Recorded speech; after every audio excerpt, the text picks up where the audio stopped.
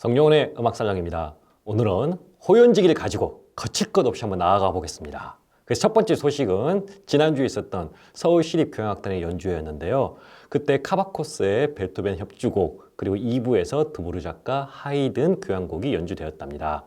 그런데 일상적인 연주에서는 곡들마다 따로따로 프로그램을 구성하죠. 그러니까 프로그램 구성이 어떻게 됐느냐? 그거는 연주자가 기획하기에 앞서 사조별로 하든지 아니면 시대별로 하든지 아니면 유형별로 하든지 작곡가별로 하든지 어쨌든 간에 통일된 컨셉이 있는데 그날 2부에서는 드보르자크를 하다가 하이든을 하다가 하는 그런 방식의 퐁당퐁당 핑퐁과 같은 연주회였습니다. 그런데 작곡가는 다르더라도 곡이 유사했냐? 그것도 아니고 드보르자크의 슬라브 무곡, 그럼 말 그대로 무곡이잖아요. 그리고 슬라브라는 명칭이 붙은 것처럼 19세기 후반에 국민주의 악파에 있는 그 시대에 있었던 민요들을 가지고 있었던 풀었던 지극히 국민적인 음악인데 하이든은 그거하고 정반대로 드보르자크보다 훨씬 앞선 시기에 말 그대로 클래식 음악 그리고 하이든은 후기 음악도 아니고 하이든의 초기 8번 교향곡을 했거든요. 그러다 보니까 시대별, 사조별, 스타일별 그리고 편성별 전혀 맞지 않은 곡을 연속적으로 했다는 겁니다. 그래서 드보르자크의 슬라브 무곡을 했다가 하이든의 교향곡을 1악장을 했다가 다시 드보르자크의 슬라브 무곡을 하니까 저는요 이도저도 아닌 이거 먹다가 저거 먹다가 예를 들면 식당 가니까 맛집 갔는데 그래서 입맛만 버린 격이었다. 그래서 막걸리 마시다가 와인 마시고 와인 마시다 맥주 마시고 그래서 굉장히 이류 뷔페다. 그것도 이류 출장 뷔페다 그런 식으로 말을 하고 싶었습니다. 왜 그렇게 선곡을 했고 프로그램을 짰는지 지금도 시간이 지나도 이해가 안 갑니다. 보통 이렇게 참신한 프로그래밍 또한 그리고 작곡가나 아니면은 연주자의 자의식이 강할수록 이런 식의 심리적인 요인들을 잘 살펴서 프로그램을 완결된 프로그램 즉 통일된 프로그램을 짜야 되는데 그거는 아까 말씀드린 것처럼 전혀 스타일이 맞는 것도 아니야. 그 다음에 사조가 맞는 것도 아니야. 또 더군다나 오케스트라가 드보르자크를 연주하기 위해서 예를 들면 80명이 들어왔어요. 그런데 하이든을 하기 위해서는 8명의 콘트라베이스 주자가 필요가 없거든요. 단 2명만 있으면 됩니다. 그럼 6명의 콘트라베이스 주자는 하이든 할 때는 멍하니 서서 관객하고 똑같이 음악을 들어야 된다는 거죠. 마찬가지입니다. 다른 편성들도요. 콘트라베이스가 2대만 필요했다는 거는 제1 바이올린, 목관 그런 식으로 편성이 훨씬 줄어든다는 건데 더군다나 무곡을 연주하다 보니까 타악기들이 들어와 있을 거 아닙니까? 하이든의 교향곡은 타악기도 필요가 없어요. 팀파니만 있으면 됩니다. 그러면 남은 타악기 주자들은 역시나 마찬가지로 멍하니 청중과 같이 들어야 되는 그런 비효율적인 그러다 보니까 결정적인 거는요. 아까 말씀드렸다시피 제가 음악을 쭉 이어간다든가 음미하다든가 한 작곡가에 빠진다든가 그럴 수가 없었습니다.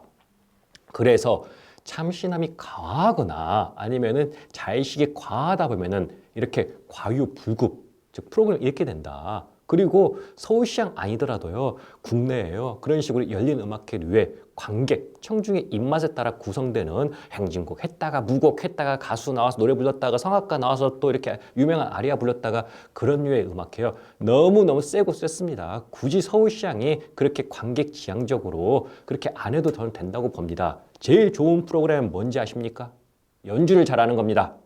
두 번째 소식 전해드리겠습니다. 두 번째 소식은 얼마 전에 베를린 예술대상을 제독 작곡가 박영희 선생님이 수상하셨다는 소식입니다. 그런데 제가 성룡원 음악살롱에서 박영희 선생님의 베를린 예술대상을 부각하려는 게 아니라 그런 훌륭한 작곡가가 한국에 와도 멸시를 당하고 주목을 못 받고 관심이 없다는 그 현실을 개탄하려고 합니다. 얼마 전에 음악회였습니다. 그 음악회에서 창작곡이 연주되었는데요. 그 안에 꽹과리가 들어가 있었는가 봐요. 그래서 한국 작곡가 작품 보면은 뭐 코러소, 뭐 한국적인 요소, 동서양의 만남 등등으로 해서 이렇게 꽹과리, 심벌즈, 타악기 아니면 제3, 세계의 아프리카 악기들 많이 인용하고 요즘은 그런 게 크게 이슈가 될 만한 사건도 아니거든요. 그런데 오케스트라 주자가 거부했답니다. 타악기 주자가 나는 꽹과리를 칠 줄 모르니 이 부분을 안 치겠다 그렇게 뻗댄 거예요. 그래서 작곡가 선생님께서 합리적인 3가지 제안을 하셨습니다. 첫째, 그러면은 쉽게 바꿔주겠다. 두 번째, 당신이 꽹과리가 없고 못 쓰면은 내가 가지고 있는 악기를 갖다가 빌려주겠다. 세 번째, 이도저도 아니면은 꽹과리 대신 심벌주로 대체해도 된다. 그렇게 지극히 합리적인 대안을 했음에도 불구하고 타악기 주자가 그 부분을 연주를 하지 않고 지나갔다고 합니다. 저는 이거를 듣고 첫 번째, 이거는 지휘자 그리고 타악기 선임까지 연대 책임을 물어야 된다. 이거는 직무유기죠. 작곡가가 명백히 악보에 기입하고 연주를 해라! 그랬는데 타악기 주자가 안 한 겁니다. 자, 두 번째, 타악기 주자가 선임과 지휘자의 그리고 작곡가의 그런 요구까지 거부했다면 이게 바로 그렇게 지금 시대가 요구하는 공정성이고 그렇게 요구하는 평등의 결과물입니까? 이건 그냥 하나의 노동쟁의에 불과한 거 아닙니까? 이게 공산당이에요. 내가 안 하고 싶으면 하기 싫다. 뭉쳐가지고 그러면 거부하고 내 직장 지키겠다. 이게 공산당이죠. 이러려고 우리가 지금까지 이렇게 했으면서 뭐 배려하고 이런 그 민주주의에 이룬 겁니까? 세 번째, 그 타악기 주자한테도 이번 작품의 연주된 작곡가 선생님은 원로시거든요. 그러면은 그 타악기 주자의 나이와 성별 그런 것들은 모르더라도 지극히 원로 선생님이면 선생님 뻘일 건데 그리고 또 굉장히 한국을 대표하는 작곡가의 그런 요구와 작품까지 거부했으면은 무명 작곡가, 다른 일개 젊은 작곡가 그런 작곡가의 작품을 어떻게 취급할지 안 봐도 뻔합니다. 네 번째, 우리나라 교육을 다시 한번 총체적으로 반성하고 촉구를 강력하게 촉구합니다. 개혁을요. 지금까지 그런 식으로 악단에 속하고 타악기 주자가 될 정도였으면 유학도 갔다 왔을 겁니다. 공부도 잘했을 겁니다. 좋은 대학 나왔을 겁니다. 하지만요, 그냥 입시 배운 거 몇 번 풀어먹고 하라는 거 해가지고 평생 먹고 사는 괴물을 양성한 것 뿐이에요. 자, 그러면 누가 반성해야 됩니까? 그런 식으로 교육을 하고 학생을 모집했고 가르쳤고 자기 자신만 좋다고 생각했던 지금의 원로들이 반성해야 되고 그 밑에 세대들 586 반성해야 됩니다. 반성해서 바꿔야죠. 매년 공정성 외치고 그 결과가 이렇게 나온 거 아닙니까? 그래서 제가 그 세대가 됐을 때 저도 그런 비난을 받지 않게끔 더욱더 경계하고 우리가 호연지기를 가지고 새롭게 거침없이 나아가면서 음악계를 갖다가 생태계를 바꿔야 된다는 거죠. 이런 문제가 왔으니 그러면은 베를린 예술대상을 받았던 박양희 선생님의 작품이든 뭐가 됐든 관심이 있겠습니까? 타악기 주자가 됐든 누가 됐든 간에 보십시오. 수많은 공부도 안 하고 못 쳐요. 못 불러요. 어려워요. 연습하기 싫어요. 제가 할 수 있는 것만 할래요. 아, 이거는 제가 못해요.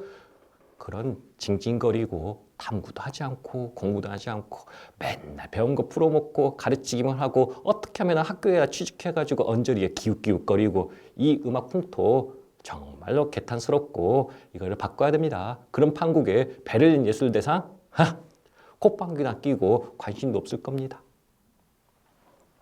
마지막 소식입니다. 마지막 소식은 아주 즐겁고 유쾌한 소식으로 마무리하겠습니다. 지난주에 있었던 작은 거인 김문영 북콘서트가 성료했다는 아주 성공적이고 즐거운 소식입니다. 김문영 북콘서트에 SW 아트 컴퍼니의 아티스트들이 함께 하면서 김문영의 비시첩, 그 촛불의 꿈을 가지고 해설도 하고 그리고 저명한 정치평론가 김원국 박사님이 사회를 보면서 시 낭송도 하고 중간중간에 음악도 들어가면서 아주 즐겁고 음악과 문학이 만나는 시간을 가졌다는 거죠.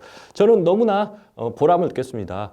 뭐가 보람을 느꼈냐고요? 이렇게 계기로 해서 사람들이 클래식을 듣고 제가 항상 겪게 되는 그런 어려움, 벽, 사람들이 싫어하는 게 아닙니다. 안 겪어보고 안 해봐서 모르는 거죠. 그래서 그런 것들 설득하고 이런 문화를 갖다 체험하게 하는데 그렇게 전도사의 마음같이 하고 있는 제 열정이 먹혔고 같이 이번에 성공적인 북콘서트가 됐다는 거에 지극히 큰 보람을 느끼고 앞으로도 많이 이런 식으로 정진을 해야겠다 그런 다짐을 한 시간이었습니다.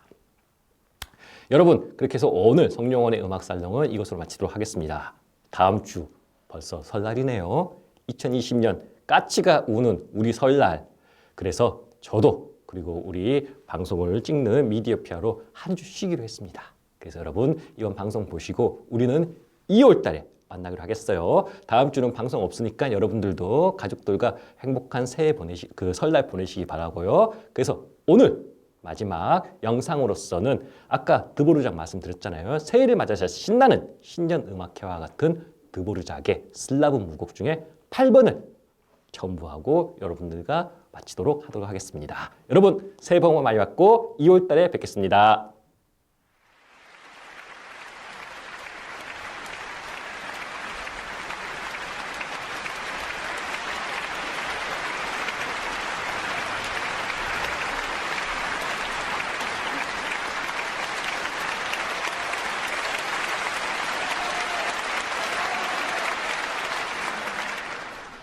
As encore, we play for you Antonin Dvořák, Słaby, Mukow, 8번.